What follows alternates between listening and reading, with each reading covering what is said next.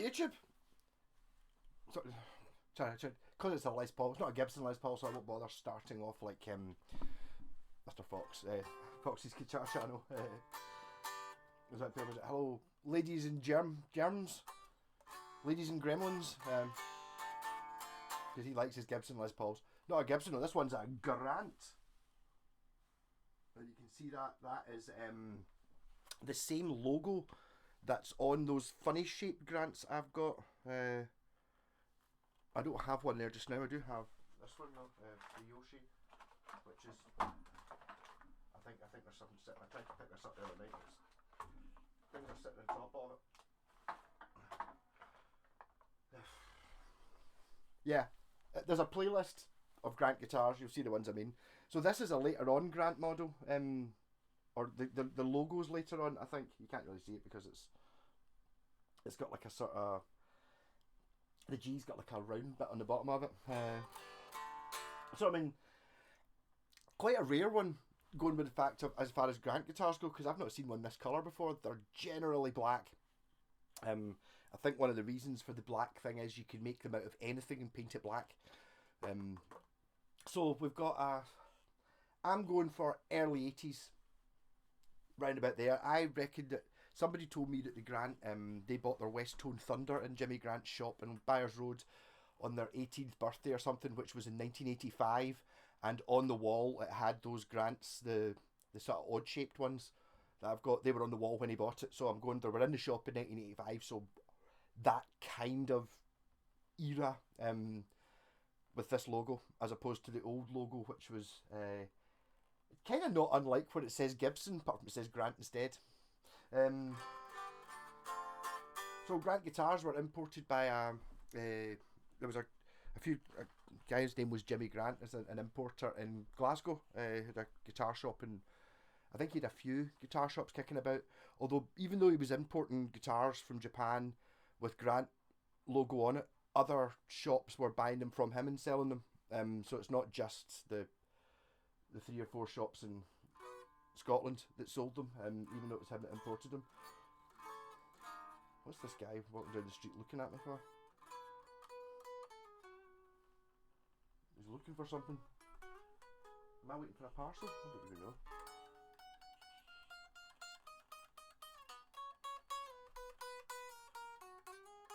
You can at least smile if you're gonna walk down the street growling at folk. Don't growl at them. Just look at them and just like, oh, I'm lost. Can't be that hard. I'm thinking I'm waiting for a parcel. I wonder if it's for me. He's wearing a high vis jumper, so. Caledonian Logistics. That doesn't sound like something that would be delivering something from eBay, but who's to know? It couldn't be that hard to find my house. Okay, I don't know if you can. It's quite. There is a 2 somewhere, but I mean, there's a 1 there and a 3 there, so you go, well, 2's probably in the middle. Then would be my looking at it. Yeah, so they were imported in the late 70s and 80s. Back in the day, you didn't get Squires, and I suppose by 1980, you could argue that by this time Squires had just appeared, and your West Tones and stuff like that. But in the 70s, you either bought a Gibson for the equivalent of what they cost now, or you didn't buy a Les Paul. So you got all these Japanese companies that would, got all these shops in the UK that would import guitars. Arbiter. There's many makes it, but the same. I bet you can get this in America as well. Pretty much the same guitar, but without Grant written on the headstock. So it's a bolt-on neck, made in Japan. Can't see whether it's pancake construction or not. Kind of doesn't look like it. It's like this sort of bucky red sort of colour, which kind of hides that. In very good condition though. I mean, if you weren't in the know, you could say, this. I got a brand new guitar, and you kind of almost get away with that. There's practically no fretwear on it, and it just looks clean and new. So I basically listened to my pal David's. He just bought it. I think he actually, it might have been on the way back from buying it when he dropped it off. No, he was buying a Yamaha Pacifica, and he was concerned that the neck pickup was much louder than the bridge pickup. They are not humbuckers. I found out a way of testing whether they're humbuckers without having to take them to bits. See if you get like a, because everyone's just got a single coil pickup kicking about, so it sticks to the coil with the screws on it, and then it should be repelled by the other coil. It doesn't. It just sticks to that, and it doesn't have any impact there. If I've got a humbucker, you'd think I would have one. You'd see it for just in shot, yeah. So on this one, you know, the humbucker, the single coil sticks to one of the coils of the humbucker because it's the same, and the other one, it actively pushes away from it. It repels it because you're trying to push two magnets against each other. So on this one, sticks to that one. It should be getting repelled by the other side. It's not. It's still. It just sticks to the strings, and so single coils, which isn't. The thing is, they're not shit single coils. They're just. It's a kind of weird one for a Les Paul because most people have got a Les Paul. It's the same thing I always feel with you get like Les Pauls with mini humbuckers and Les Pauls with P90s. Yeah, I mean, it's like, is that a real Les Paul? Yes, it is a real Les Paul because it says Les Paul on it. Les Paul himself didn't use humbuckers. He's used those big low impedance things, or high impedance, whatever way around it works, in the Les Paul recording. So it's just slightly different. What it does mean is it sounds better clean than what humbuckers do, I think. So there's a bridge pickup, neck pickup. See, I think the volumes are about the same. It's much more fuller just because I think it's probably the same pickup but in a different position, but there's quite a big difference, and in the middle you get both of them. I suppose you can mix between them. I never really thought, actually, if one of the pickups is a bit louder than the other ones, you could just turn down its individual volume a little bit. Didn't really, this is basically just in for a setup. I'm one of those, I don't really want to, I'm not quick fit. I'm not going to change everything on your guitar because, oh, I know you were just in to get a tyre, but we noticed that your brake pads were a little bit used. They've only got about 3 years left in them, so we changed them anyway, 150 quid. You know, that kind of thing. I'm not going to do that. So I basically undid the truss rod a little bit. It was just a little bit over taut. We've now got some play in it. Adjusted the bridge, lowered the action a little bit, and then messed about with the pickups to get them a bit more matched. Kind of all I've done. Just because I don't want. I know it's really unprofessional, isn't it? It's by my pals, but I don't want to do work that doesn't need done.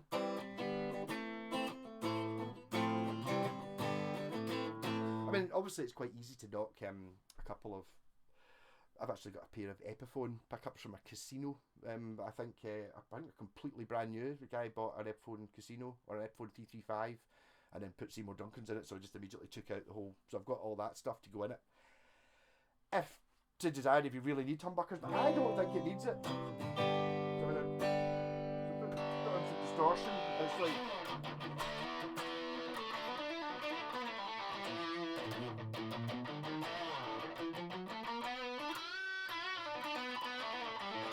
Is it very obvious the single coils? I don't really know.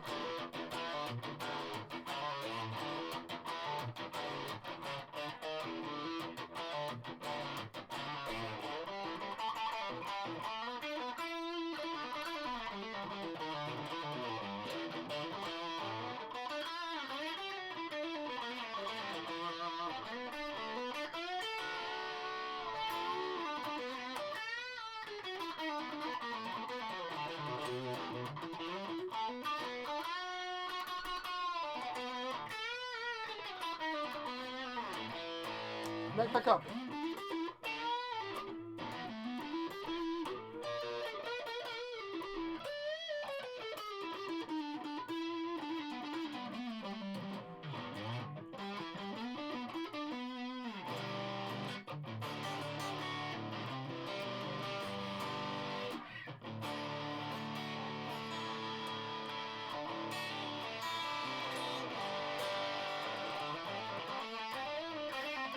There may be a little bit turning to mush with the rat pedals, maybe a bit too much. I wonder if we put on the tube skimmer.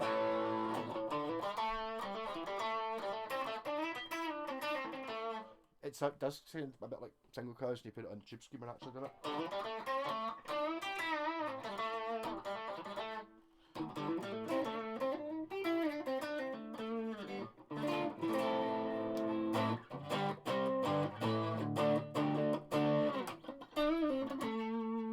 But on another note, obviously there's a change in spec between this and if you look at my earlier videos. Actually, the reason I know my pal Wayne, who I go to download with every year, one of my best pals now, was through a Grant guitar. I bought one.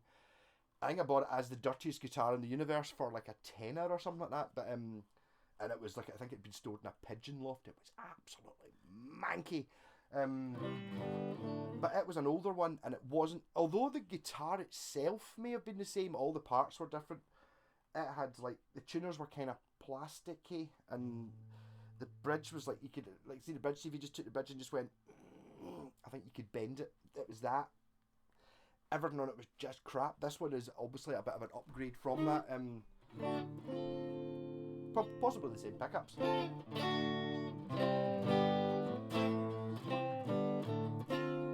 But it doesn't.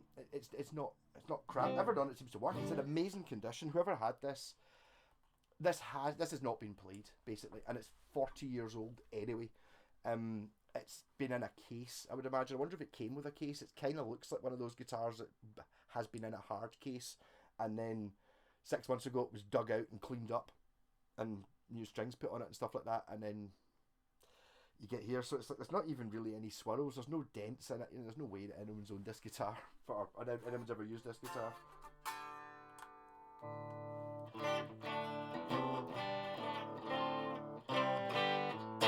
So I need to see what David thinks about putting humbuckers in it.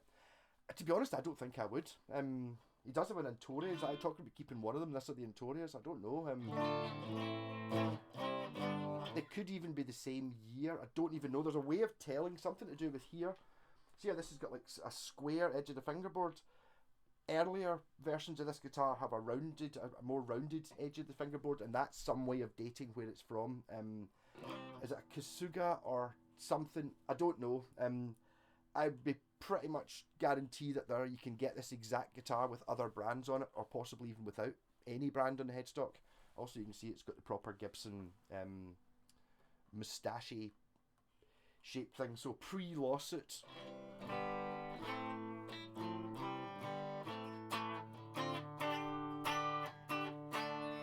So if you're going to make a fake Gibson Les Paul, why would you do that?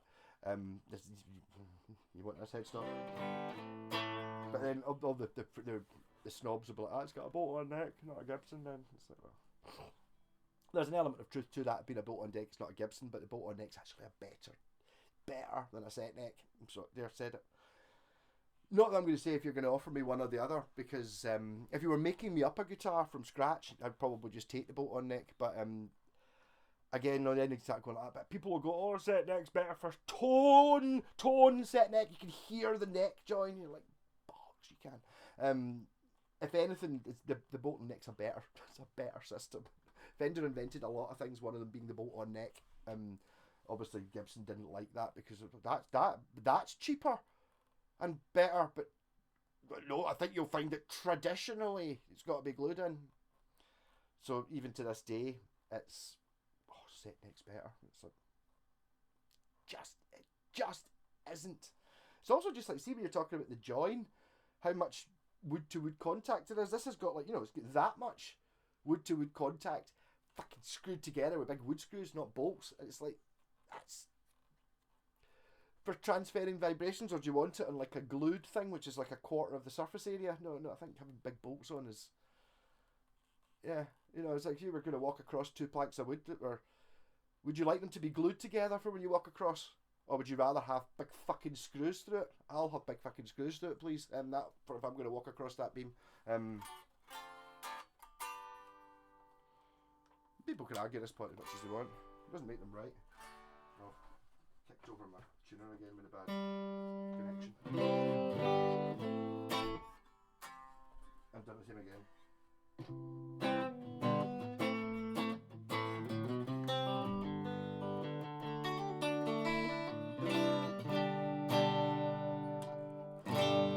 It does have a much nicer, clean.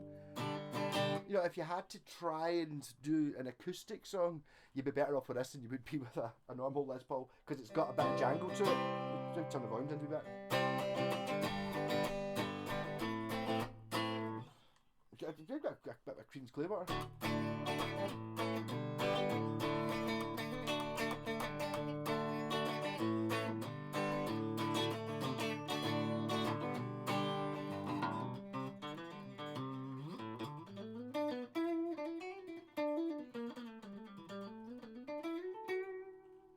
And again, I would argue again. I do keep bad mouthing Gibson at every opportunity I get, obviously. But it's more interesting, I think, than a Les Paul or most Les Pauls, because at least you go, oh, when's that from? Well, that's interesting. Where? And it's like, I ultimately don't really know that much about Grant guitars or where they came from or anything like that. So there's a wee bit of mystery involved, and it's Japanese, so it's like the build quality, especially if you look at something from the 80s. I mean, it doesn't really look that much different from like your Satellites and your Hondos and stuff like that, but it's not the same thing. This is definitely much closer to like a Gibson Pro level guitar than a lot of the ones which kind of look the same but aren't quite the one. No, I actually quite like the Satellites and the Saxon and all that. They're all right. Avon Rose Morris, they're decent guitars. I mean, they were popular, and it's like these guitars, they weren't. If you go back to that time, these were gigging guitars. People did gig them because you didn't really have any choice. It was either, if you wanted a cheap guitar that wasn't basically a full price one, you would be looking at your Auditions and your Sakai's and stuff like that. The quirky ones that don't have intonable bridges and they've got like funny looking pickups and they don't really stay in tune and all that. But if you're actually just wanting to this is the right scale length. It's got an intonable bridge with nylon saddles, incidentally. It's like it's a real guitar. Whereas those I would even go as far to say your Dan Electros and stuff like that, which were sort of American cheap ones for us. We had like the Watkins Rapier and Voxes and stuff like that. They're guitar. They're not real guitars, if you know what I mean. They're quirky. They're great fun, and I do actually want myself a Dan Electro. But this is just like it's like a real guitar. Yeah. So a Grant. I'll see what the man says about it. Take it away, see if he's happy with it, and I can put other pickups in it if I want. I don't know if I would bother doing that though. There is something about, because it's in such good condition, it's probably one of the best preserved Grant Les Pauls out there. And with something like this, you've always got the possibility that, you stick it on the Grant Facebook page, you might find somebody had one of these when they were a kid, and they're now a dentist and really rich, and they've got their PRSs and stuff, and they've always been wanting their, I remember my Grant, it was great. It was the one with this logo on it, and it was this colour. So to the right person, this could be hundreds and hundreds and hundreds of pounds worth if you can find the right person to sell it, if you keep it all original. And to be honest, a lot of guitars just get hung on the wall and not really played. Not looking at mine. Mine do get played. Not enough, but they get played a bit. Some people do buy guitars to hang on the wall, and this, it works every single bit as good as the most expensive Gibson if you're hanging it on the wall. It's like, yep. Obviously, there's going to be a bit of a difference, especially with the single coils when you're in front of Madison Square Garden. It might feedback a bit or something. I don't know.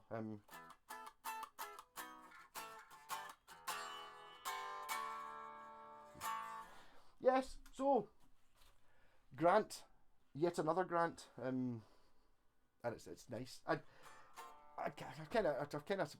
honestly spent the same amount of time doing this video as I did actually just adjusting it. It wasn't far off. It was just someone had a go, and I had a real go at setting up and stuff like that. They've just not quite got it right. It's like they're 90% of the way there. Just a couple of a wee couple of fine adjustments. Everything else is solid on it. It's great. The pickups, it's just been really well looked after. Anyhow, rock on. So that's a Les Paul this week. I don't need to do another one.